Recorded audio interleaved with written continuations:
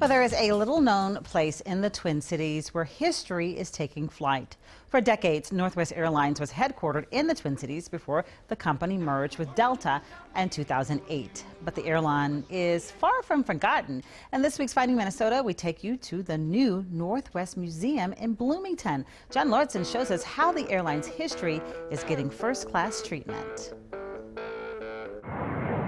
Everybody knows about pilots and flight attendants, and yes, their work is very important, but they don't get off the ground without us. Spoken like a true aircraft mechanic, which is exactly what Bruce Kitt was for Northwest Airlines for 26 years.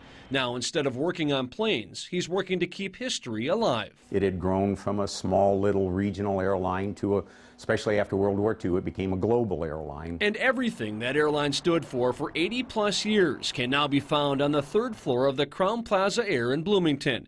It was the hotel that wanted the Northwest Museum here. You know, as the Godfather said, they made us an offer we couldn't refuse. The museum is like going down a runway of airline artifacts. Northwest got its start in 1926 and really took off during World War II. The military used their planes to fly from Minneapolis all the way to the Aleutian Islands. Based on that experience, Northwest got used to flying long distances in terrible weather. And after the war, that helped Northwest become one of the first legacy airlines to have nonstop service to Asia. It's all out there. Half the world is out waiting for you on Northwest Orient. The commercials always featured a gong noise at the end.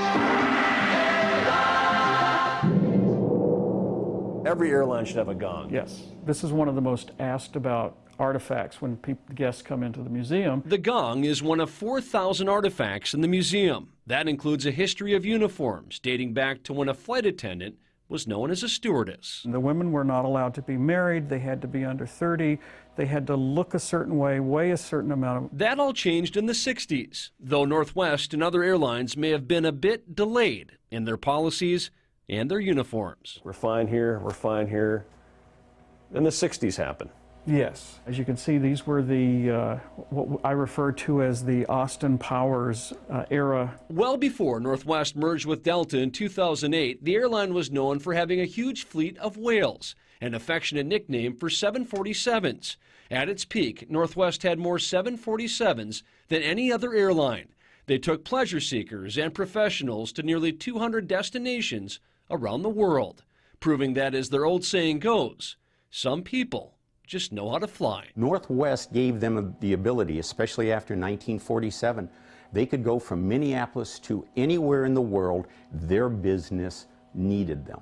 This is what put the upper Midwest on the map. John Lauritsen, WCCO 4 News.